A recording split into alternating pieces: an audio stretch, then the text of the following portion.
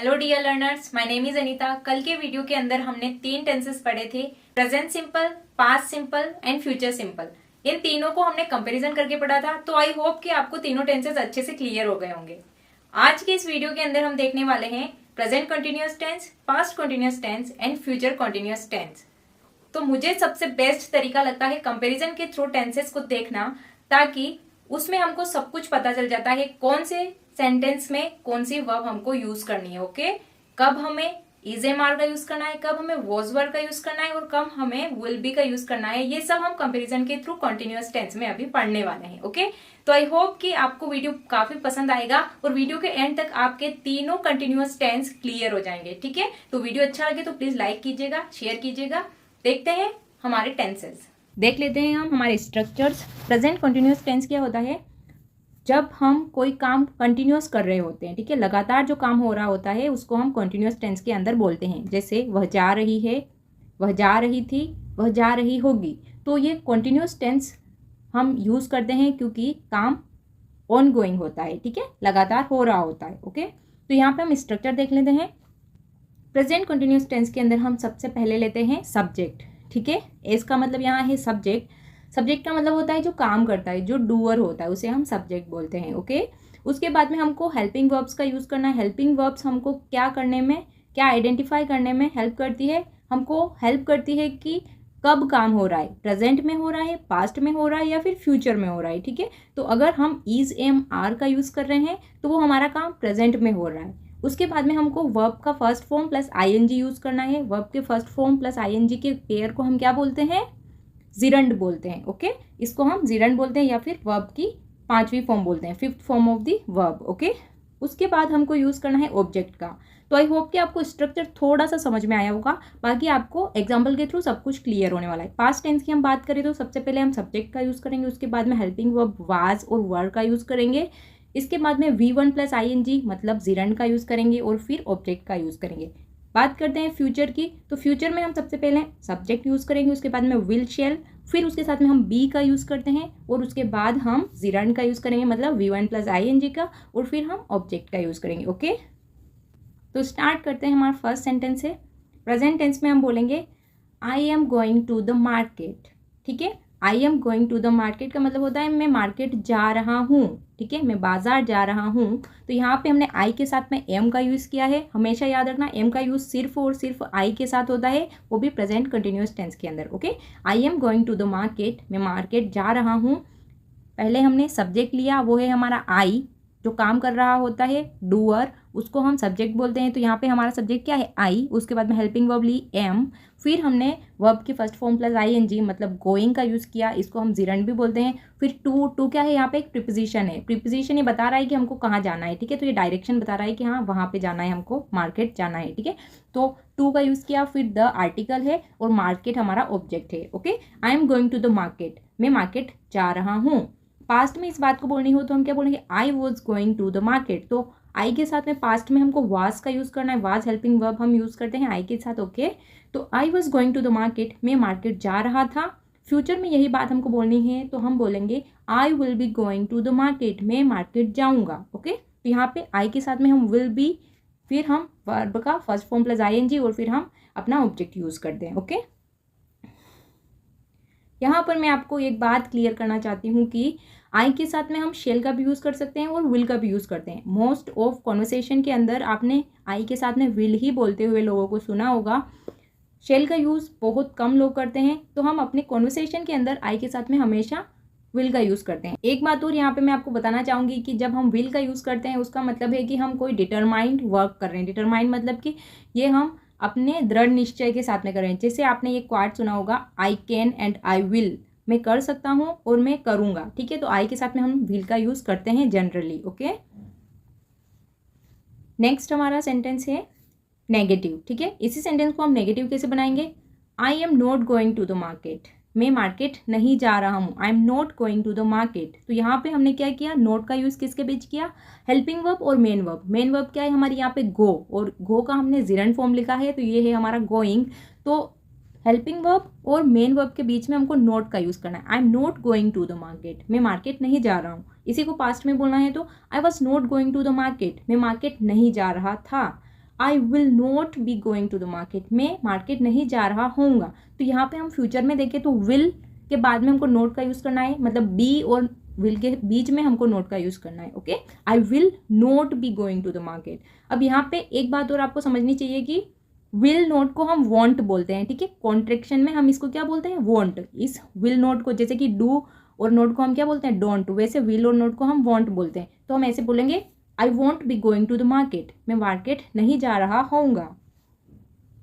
Next है am I going to the market. ये हमारा क्या है, ये हमारा क्वेश्चन वाला हमारा सेंटेंस बन गया है कि मैं पूछ रही हूँ क्या मैं मार्केट जा रही हूँ, am I going to the market.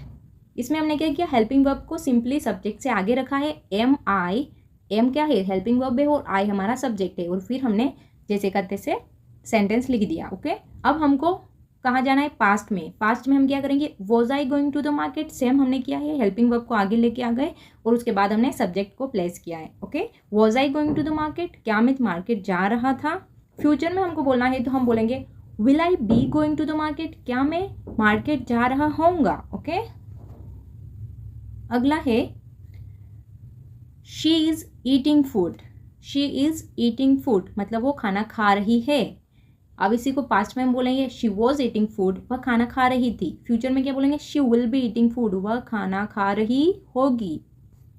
Next है she is not eating food. तो हमने नेगेटिव बनाने के लिए नोट को यूज किया है, किसके बीच में, हेल्पिंग वर्ब और मेन वर्ब के बीच में। इज हमारी हेल्पिंग वर्ब है और ईट जो है हमारी मेन वर्ब है, तो इसके बीच में हमने नोट को यूज किया है। She is not eating food, वह खाना नहीं खा रही है। ओके, पास्ट में हम इसको बोलेंगे she was not eating food, वह खाना नहीं खा रही थी। फ्यूचर में इसको बोलना है तो हम बोलेंगे she will not be eating food, और यहाँ पर हम नोट का यूज किसके बीच में करेंगे, विल और बी के बीच में हम नोट का यूज करेंगे। She will not be eating food, वह खाना नहीं खा रही होगी। क्लियर। अब हम इंट्रोगेटिव के अंदर आते हैं। इंट्रोगेटिव हमको बनाना है तो हम सिंपली किसको आगे ले आएंगे, हमारे हेल्पिंग वर्ब को। इज शी ईटिंग फूड, क्या वह खाना खा रही है। पास्ट में इसको बोलेंगे वॉज शी ईटिंग फूड, क्या वह खाना खा रही थी। फ्यूचर में इसको कैसे बोलेंगे, will she be eating food, क्या वह खाना खा रही होगी। ओके, तो यहाँ पे हम शी के साथ में इज का यूज़ करते हैं, ही के साथ में भी हम इज का यूज़ करते हैं, और इट के साथ में भी इज का यूज़ करते हैं। तो ही, शी, इट या फिर किसी का नाम हो गया उसके साथ में हम इज का यूज़ करते हैं। आई के साथ में एम का यूज़ करते हैं, और किसके, दे, वी, यू, इन सब के साथ में जो प्लूरल सब्जेक्ट्स हैं उनके साथ में हम आर का यूज़ करते हैं प्रेजेंट कंटिन्यूअस के अंदर।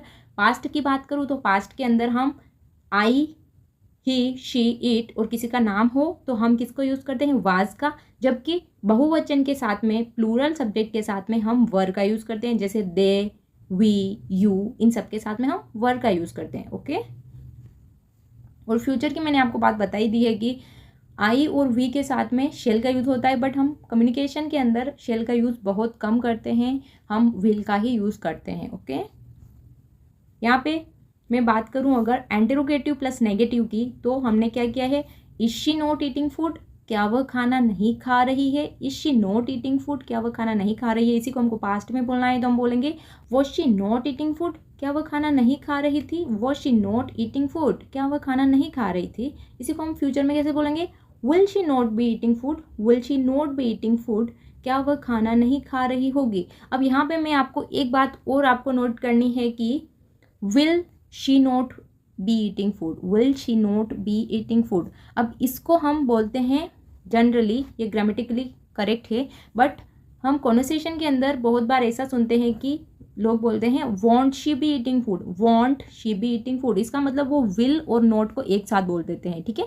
नॉट जो है वो सब्जेक्ट से आगे ले आते हैं, तो विल और नॉट का पेयर वॉन्ट बन जाता है, और वो बोलते हैं want she be eating food, क्या वह खाना नहीं खा रही होगी, ठीक है। तो want she be eating food भी हमारा करेक्ट सेंटेंस है, और हम ऐसे भी बोल सकते हैं will she not be eating food. Okay, अब देखते हैं ही इज क्राइंग, वह रो रहा है। ही इज क्राइंग, वह रो रहा है। इसी को हमको पास्ट में बोलना है तो वॉज लगा देंगे। ही वॉज क्राइंग, वह रो रहा था। फ्यूचर में बोलना है तो ही विल बी क्राइंग, वह रो रहा होगा। Okay, he will be crying, वह रो रहा होगा। अब हम बात करते हैं इसके नेगेटिव की, तो नेगेटिव कैसे बनाएंगे, प्रेजेंट कंटिन्यूअस टेंस के अंदर हम बोलेंगे ही इज नॉट क्राइंग, वह नहीं रो रहा है। इसी को हम पास्ट कंटिन्यूस में कैसे बोलेंगे, ही वॉज नॉट क्राइंग, वह नहीं रो रहा था। इसी को हम फ्यूचर कंटिन्यूस में बोलेंगे, he will not B crying, वह नहीं रो रहा होगा। ओके, अब बात कर लेते हैं हम इसके इंटरोगेटिव की। इंटरोगेटिव हम प्रेजेंट कंटिन्यूस के अंदर कैसे बनाएंगे, हेल्पिंग वर्ब को आगे लाएंगे। इज ही क्राइंग, क्या वह रो रहा है। पास्ट के अंदर हम इसको बोलेंगे वॉज ही क्राइंग, क्या वह रो रहा था। फ्यूचर के अंदर हमको इसको बोलना है विल ही बी क्राइंग, क्या वह रो रहा होगा। विल ही बी क्राइंग, क्या वह रो रहा होगा। अब हम जंप करते हैं इंटरोगेटिव प्लस नेगेटिव। ठीक है, तो इंटरोगेटिव के लिए हम क्या करते हैं, इज ही क्राइंग ऐसे बोलना था हमको। तो अब हमको नेगेटिव भी बनाना है इंटरोगेटिव के साथ में, तो हम इसमें नोट का यूज़ कर देंगे। इज ही नॉट क्राइंग, क्या वह नहीं रो रहा है। पास्ट कंटिन्यूस में हम कैसे बोलेंगे, वॉज ही नॉट क्राइंग, क्या वह नहीं रो रहा था। फ्यूचर में कैसे बोलेंगे, will he not be crying, will he not be crying, क्या वह नहीं रो रहा होगा। और इसको आप ऐसे भी बोल सकते हैं, want he B crying, want he B crying, क्या वह नहीं रो रहा होगा। ओके, तो आप इसको दोनों टाइप से बोल सकते हैं। यहाँ पे हम अगला हमारा सब्जेक्ट की बात करें तो वो है इट। इट के साथ में हम इज का यूज़ करते हैं प्रेजेंट टेंस के अंदर। तो जब भी हमारे पास में कोई स्पेसिफिक सब्जेक्ट नहीं हो नॉन लिविंग थिंग्स के लिए, तो हम इट का यूज़ करते हैं। तो यहाँ पे रेन है, रेन मतलब बारिश होना, तो बारिश के लिए हमने इट का यूज़ किया है। ओके, देख लेते हैं हमारे सेंटेंस को। हमारा सेंटेंस क्या है, इट इज़ रेनिंग आउटसाइड, बाहर बारिश हो रही है। It is raining outside. अब हमें इसको पास्ट में बोलना है, तो क्या लगाएंगे, was. It was raining outside, बाहर बारिश हो रही थी। इट वॉज रेनिंग आउटसाइड, बाहर बारिश हो रही थी। फ्यूचर में कैसे बोलेंगे, it will be raining outside, it will be raining outside, बाहर बारिश हो रही होगी। ओके, इसका हम देखते हैं कि इसको इंटरोगेटिव कैसे बनाना है। ओके, इंटरोगेटिव के लिए हम सिंपली क्या करेंगे, वर्ब को, जो हेल्पिंग वर्ब है हमारी इज, उसको आगे ले आएंगे, फिर हमारा सब्जेक्ट इट, फिर V1 प्लस ING, और उसके बाद में आउटसाइड क्या है, हमारा ऑब्जेक्ट है। ठीक है, या फिर अदर पार्ट ऑफ सेंटेंस है। ओके, तो देख लेते हैं हमारा प्रेजेंट कंटिन्यूस के अंदर इस सेंटेंस को कैसे बनेगा। इज इट रेनिंग आउटसाइड, क्या बाहर बारिश हो रही है। इज इट रेनिंग आउटसाइड, क्या बाहर बारिश हो रही है। इसको हमको पास्ट में बोलना है, तो हम कैसे बोलेंगे, वॉज इट रेनिंग आउटसाइड, क्या बाहर बारिश हो रही थी। वॉज इट रेनिंग आउटसाइड, क्या बाहर बारिश हो रही थी। फ्यूचर में कैसे बोलेंगे, will it be raining outside, will it be raining outside, क्या बाहर बारिश हो रही होगी। ओके, इसका हमको एंटेरो प्लस नेगेटिव बनाना है।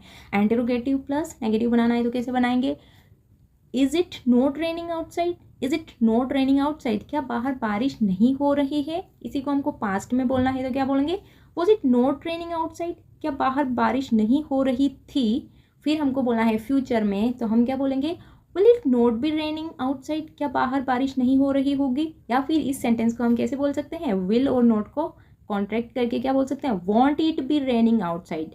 क्या करना है हमको, विल और नॉट को आगे ले लेना है। सब्जेक्ट से सब्जेक्ट हमारा इट है, इससे पहले हम बोलेंगे want it be raining outside, want it be raining outside. Okay, क्या बाहर बारिश नहीं हो रही होगी। ओके, अब यहाँ पे अगला हमारा सेंटेंस है, you are coming here. Present में हमको बोलना है, तो हम क्या बोलेंगे, यू आर कमिंग हेयर। मतलब आर का यूज़ हमने किसके लिए किया है, यू के साथ में हम आर का यूज़ करते हैं प्रेजेंट कंटिन्यूअस के अंदर। तो हमने बोला है यू आर कमिंग हेयर, तुम आ रहे हो यहाँ, तुम यहाँ आ रहे हो। फिर हमको इसी को पास्ट में बोलना है, तो हम क्या बोलेंगे, यू वर कमिंग हेयर। तो यू के साथ में हमने वर का यूज़ किया है पास्ट के अंदर, तो क्या बोलेंगे हम, यू वर कमिंग हेयर, तुम यहाँ आ रहे थे, तुम यहाँ आ रहे थे। फ्यूचर में हम इसको कैसे बोलेंगे, you will be coming here, तुम यहाँ आ रहे होगे।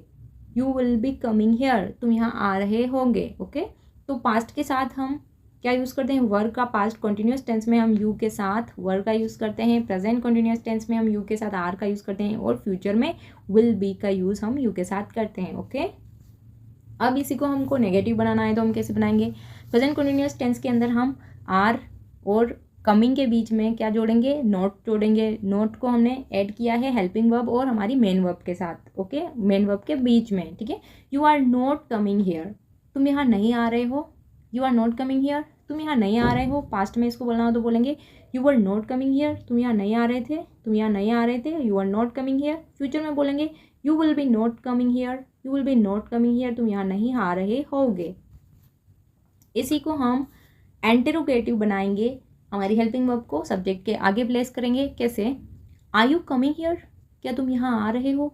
आर यू कमिंग हियर, क्या तुम यहाँ आ रहे हो, इसी को हम पास्ट कंटिन्यूस में बोलेंगे वर यू कमिंग हियर, क्या तुम यहाँ आ रहे थे, वर यू कमिंग हियर, क्या तुम यहाँ आ रहे थे। इसी को हम फ्यूचर में बोलेंगे will you be coming here, क्या तुम यहाँ आ रहे होगे, will you be coming here, क्या तुम यहाँ आ रहे होगे। ओके, अब हम यहाँ पे इंटरोगेटिव प्लस नेगेटिव की बात करते हैं। तो इंटरोगेटिव हम कैसे बनाते हैं, are you coming here.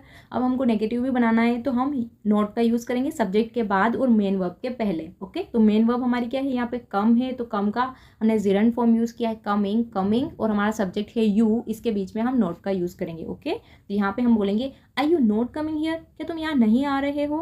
Past में इसी चीज़ को हम बोलेंगे were you not coming here, were you not coming here, क्या तुम नहीं आ रहे थे। फ्यूचर में इसको बोलेंगे will you not be coming here, क्या तुम यहाँ नहीं आ रहे होगे, क्या तुम यहाँ नहीं आ रहे होगे। तो इस सेंटेंस को आप कैसे बोल सकते हैं, want you be coming here, क्या तुम यहाँ नहीं आ रहे होगे। विल और नॉट को कॉन्टेक्ट करके हम बोल सकते हैं want you be coming here, तुम यहाँ नहीं आ रहे होगे। ओके, तो इस स्लाइड के अंदर आप देख सकते हैं विल और नॉट को हमने वॉन्ट लिखा है, तो वॉन्ट आप बोल सकते हैं इसके बाद में, जबकि हमको सिंपल सेंटेंस बोलना होता है तो हम ऐसे बोलते हैं विल यू, क्या बोलते हैं, will you not be coming here. But यहाँ पे हम जब कॉन्वर्सेशन के अंदर वॉन्ट का यूज़ करते हैं तो विल और नॉट दोनों ही हमारे सब्जेक्ट से पहले हम बोलते हैं want you be coming here, क्या तुम यहाँ नहीं आ रहे होगे। ओके, तो इस टाइप से आपको वॉन्ट का यूज़ करना है। आई होप कि आपको ये चीज़ क्लियर हो गई होगी। ओके, देख लेते हैं हमारा next sentence. They are washing clothes, वो कपड़े धो रहे हैं। दे आर वॉशिंग क्लोथ्स, वो कपड़े धो रहे हैं। अब यहाँ पे दे के साथ में आर का यूज़ हमको करना है क्योंकि ये प्लूरल सब्जेक्ट है, और प्लूरल सब्जेक्ट के साथ में हम प्रेजेंट कंटिन्यूअस टेंस में आर का यूज़ करते हैं। Okay, they are washing clothes, वो कपड़े धो रहे हैं। इसी को पास्ट में हम वर का यूज़ करेंगे क्योंकि प्लूरल सब्जेक्ट के साथ में पास्ट कंटिन्यूअस में हम वर का यूज़ करते हैं। दे वर वॉशिंग क्लोथ्स, वो कपड़े धो रहे थे। दे वर वॉशिंग क्लोथ्स, वो कपड़े धो रहे थे। अब इसी को हम फ्यूचर में बोलेंगे they will be washing clothes, वह कपड़े धो रहे होंगे, वे कपड़े धो रहे होंगे। They will be washing clothes. इसी को हम नेगेटिव बनाएंगे। नेगेटिव में हम हेल्पिंग वर्ब और हमारी मेन वर्ब के बीच में नॉट को प्लेस करेंगे। कैसे, they are not washing clothes, तो आर हमारा क्या है, हेल्पिंग वर्ब है, और वॉश करना किसी चीज़ को धोना वो हमारा मेन वर्ब है। तो यहाँ पे कपड़े धोने की बात हो रही, तो वॉशिंग जो है वो हमने मेन वर्ब के तरह लिया है। ये हमारे मेन वर्ब का फिफ्थ फॉर्म है, मतलब जिरंड है। तो they are not washing clothes मतलब वे कपड़े नहीं धो रहे हैं। पास्ट में इसी चीज़ की बात करें तो हम बोलेंगे दे वर नॉट वॉशिंग क्लोथ्स, वो कपड़े नहीं धो रहे थे। फ्यूचर में हम बोलेंगे they will not be washing clothes, वो कपड़े नहीं धो रहे होंगे। They will not be washing clothes, वो कपड़े नहीं धो रहे होंगे। या फिर विल नॉट को आप कॉन्ट्रैक्ट करके बोल सकते हैं they won't be washing clothes, वो कपड़े नहीं धो रहे होंगे। ओके, नेक्स्ट है, अगला है आर दे वॉशिंग क्लोथ्स, क्या वे कपड़े धो रहे हैं। आर दे वॉशिंग क्लोथ्स, क्या वे कपड़े धो रहे हैं। इसी को हम पास्ट में बोलेंगे वर दे वॉशिंग क्लोथ्स, क्या वे कपड़े धो रहे थे। वर दे वॉशिंग क्लोथ्स, क्या वे कपड़े धो रहे थे। इसी को हम फ्यूचर में क्या बोलेंगे, will they be washing clothes, will they be washing clothes, क्या वह कपड़े धो रहे होंगे। अब हम बना देते हैं इंट्रोगेटिव प्लस नेगेटिव। तो इंट्रोगेटिव के लिए हमने क्या किया था, आर को पहले लिया था सब्जेक्ट के, और फिर हमने हमारे वॉशिंग क्लॉथ बोला था आगे। ओके, अब हमको क्या करना है, इंटरोगेटिव भी बनाना है और नेगेटिव भी बनाना है। तो हमको क्या करना है, आर दे और फिर हमको नॉट को प्लेस करना है। सब्जेक्ट के बाद में हम नॉट का यूज़ करते हैं इंट्रोगेटिव प्लस नेगेटिव के अंदर। Okay, are they not washing clothes, क्या वह कपड़े नहीं धो रहे हैं। Were they not washing clothes, क्या वे कपड़े नहीं धो रहे थे। Will they not be washing clothes, क्या वे कपड़े नहीं धो रहे होंगे। तो will they not be washing clothes को हम ऐसे भी बोल सकते हैं won't they be washing clothes, won't they be washing clothes. Okay, क्या वे कपड़े नहीं धो रहे होंगे। अगला है वी आर फाइटिंग, ये हमारा प्रेजेंट का सेंटेंस है। क्या है, वी आर फाइटिंग, हम लड़ रहे हैं। ठीक है, वी आर फाइटिंग, हम लड़ रहे हैं। इसी को हमको पास्ट में बोलना है तो हम बोलेंगे वी वर फाइटिंग, हम लड़ रहे थे।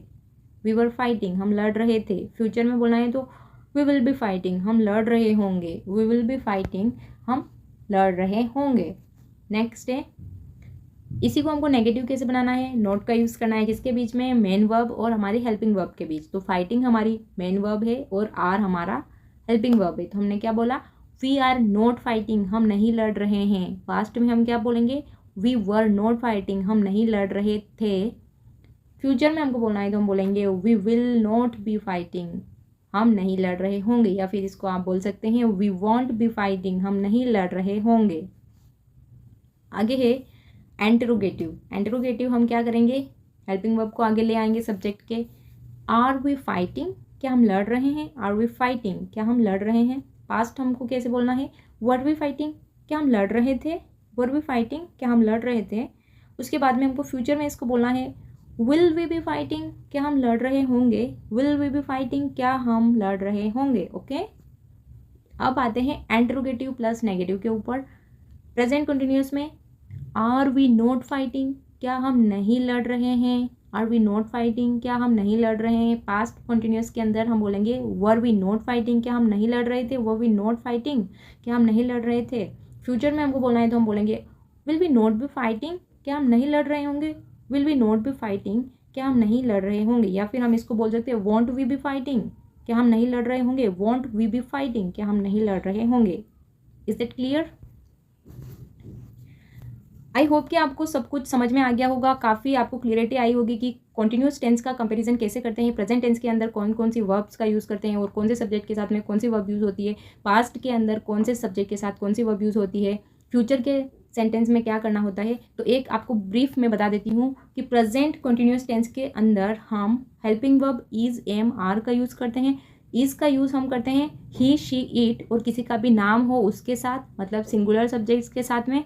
और हम आर का यूज़ करते हैं यू, वी और दे, या फिर प्लूरल सब्जेक्ट के साथ में, मतलब बहुवचन के साथ में हम आर का यूज़ करते हैं। उसके बाद हम बात करते हैं एम की, तो एम हेल्पिंग वर्ब का यूज़ हम करते हैं आई के साथ। ओके, आई के साथ में, आई एक एकलौता सब्जेक्ट है जिसके साथ में हम एम का यूज़ करते हैं। ओके, अब यहाँ हम बात करते हैं पास्ट की। तो पास्ट कंटिन्यूस टेंस के अंदर क्या होता है, वाज और वर दो हेल्पिंग वर्ब्स का यूज़ किया जाता है।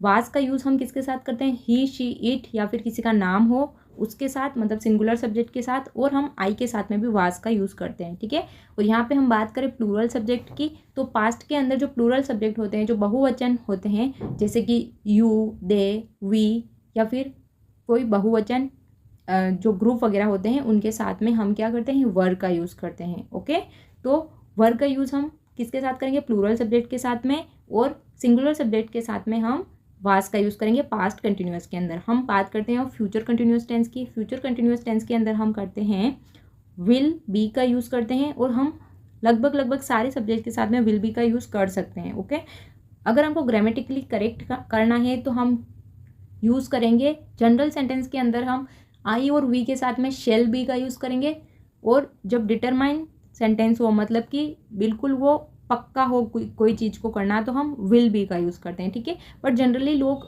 विल बी का कॉन्वर्सेशन के अंदर यूज़ करते हैं, तो कोई प्रॉब्लम नहीं है, आप विल बी का यूज़ करेंगे तब भी आपको कोई प्रॉब्लम नहीं आने वाली है। ओके, जबकि हम ग्रामर की बात करते हैं या फिर कई कॉम्पिटिटिव एग्जाम फाइट करने की बात करते हैं, तो उसमें अगर क्वेश्चन आ जाता है तो हमें देखना होगा कि वो जो काम हो रहा है वो निश्चित हो रहा है, मतलब डिटरमाइंड वर्क है, या फिर एक जनरल सेंटेंस है। तो जनरल सेंटेंस के अंदर हम वहाँ पे शेल बी का यूज़ करेंगे, आई शेल बी और वी शेल बी। ओके, तो यहाँ पे हमको ये चीज़ ध्यान रखनी है। अदरवाइज अगर आप सिर्फ इंग्लिश बोलना सीखना चाहते हैं तो उसमें आपको कोई भी प्रॉब्लम नहीं होगी, आप विल बी का यूज़ कर सकते हैं। ठीक है, तो आई होप कि आपको present continuous, past continuous and future continuous tenses बिल्कुल क्लियर हो गए होंगे। फिर भी आपको कोई भी प्रॉब्लम हो तो आप कमेंट सेक्शन में मेरे से पूछ सकते हैं, मैं डेफिनेटली उसका हैंड टू हैंड आंसर करूँगी।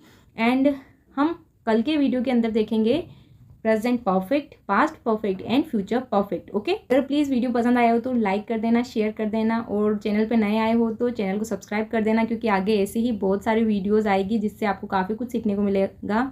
सो मिलते हैं नेक्स्ट वीडियो के अंदर। Till then take care.